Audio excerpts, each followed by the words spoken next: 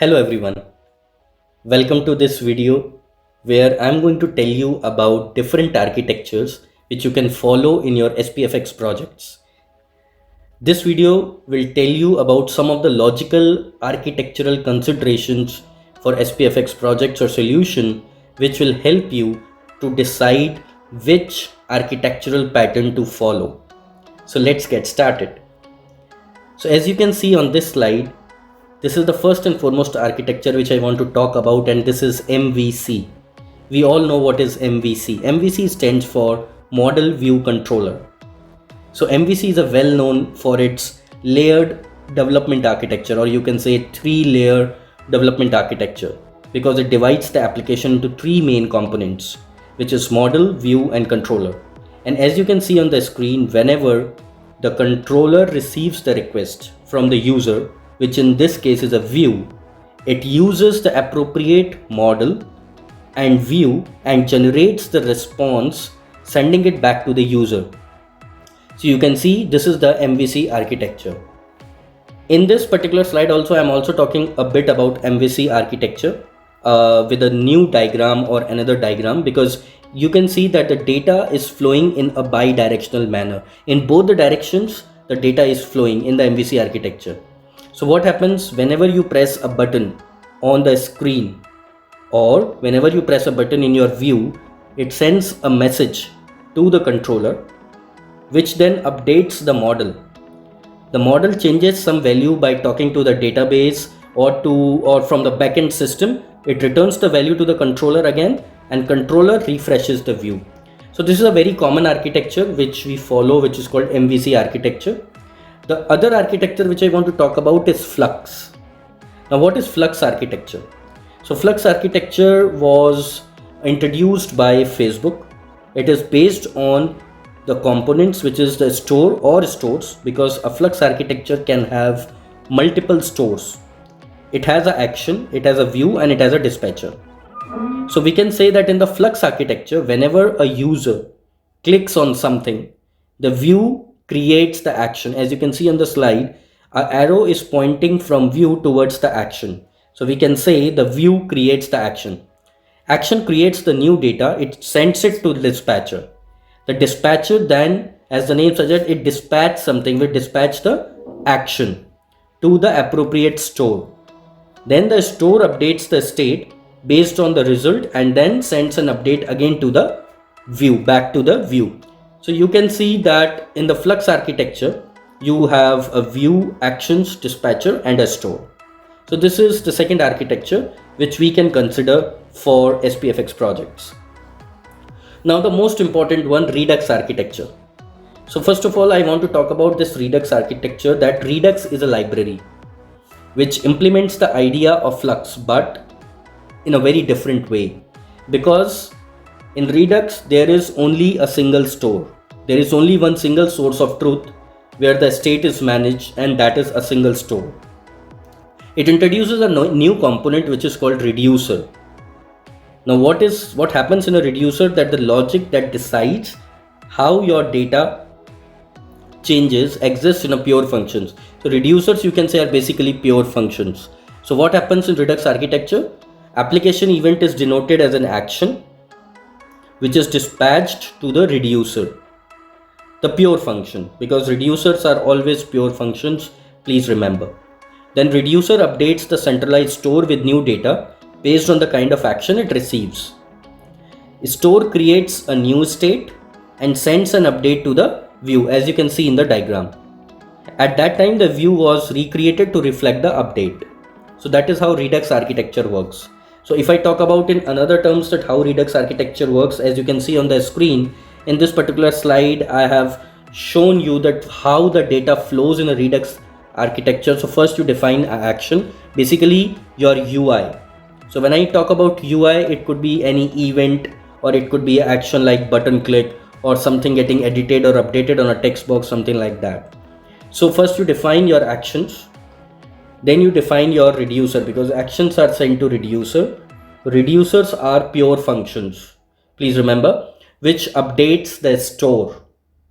So you have to define your reducer which updates the store. Then store contains the state. State again, some changes happens in the state, and that updates your UI. Now, so we till here talked about MVC, model view controller, about the Flux, and about the Redux. Now let's talk about what are the real differences among these three architectures. What is the difference based on architecture, based on data management, based on debugging, and so on. So now we will talk about the differences among MVC, Flux, and Redux. So as you can see on the screen, if I talk about the architecture, so architectural design pattern for developing UI, this is MVC. This is the architectural design pattern for developing the UI. If I talk about Flux, it's an application architecture which is designed to build client-side web applications. Now Redux is an open source library. It's an open source JavaScript library used for creating the UI. Now if I talk about data flow direction, as we see in the previous slides that MVC follows a bi-directional flow of data, because the data flow from controller to model, which talks about the database, again the data comes to model, which updates the view. But in Flux and Redux, they follow a unidirectional flow of data, that is in a single direction. Data flows in a single direction. Now, as we know that Flux has multiple stores and there is no concept of store in MVC, please remember. MVC is just based on model, view, and controller. But from the Flux architecture, the concept of store came into picture. But Flux has multiple stores. A component is associated with a particular store in Flux architecture. But when you talk about Redux always includes a single store. So please remember, there is always a single source of truth with Redux. Now, if I talk about MVC, where the business logic resides. In MVC model, always the controller is the one which handles the entire logic. In Flux, it's the store, and in Redux, as I said, reducers. So reducers are the pure functions which handles the complete logic. Now this architecture, you can see this is a reactive core architecture. So just to give you heads up on this particular slide, this architecture, reactive core architecture, you can follow in your SPFX projects. So when I talk about architecture, this is always the foundation or base of any project. If your architecture is perfect, then definitely your project or your application is going to succeed. So to focus on architecture is very, very important. So if I talk about this particular slide, as you can see on the screen, the core, there is a reactive core at the center. On the right hand side, it's web application, and on the left hand side, it's mobile application. So web application, we will be using React, and in mobile application, you can use React Native. So if I talk about the core includes the business logic and the state of the application. This component is implemented using the Redux framework, because you can see at the center, you have the store. In the reactive core, you have the state, reducers, and actions. So this component is implemented using the Redux framework. The web application on the right hand side can be implemented as a standard React application, which has some containers or some UI components.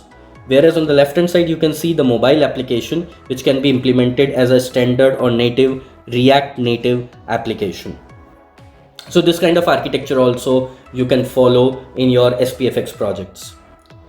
Now React plus Redux architecture. So the main part of this video, I want to focus on this particular type of architecture for SPFX or SharePoint framework projects, which you can follow in your companies, in your organizations. So it is a combination of React and it's a combination of Redux. So I say it as React plus Redux architecture.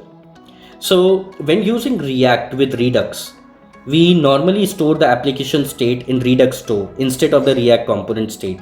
Please remember this. So when we talk about this React and Redux architecture, we will store the application state in Redux store and not in the React component state. As a result, what happens? The React components, they become stateless. The React components become stateless UI elements only, and they simply render the UI using the data which is retrieved from the Redux store. So in a Redux architecture, data flows strictly in one direction. So as you can see on the screen, whenever a user interaction is triggered, for example, a button click or maybe an edit, and which is happening on the React component, an action is created. So you can see from the right hand side, the React component, the arrow is going to create action. So an action is created. The action describes then the changes which is needed to be updated in the application state.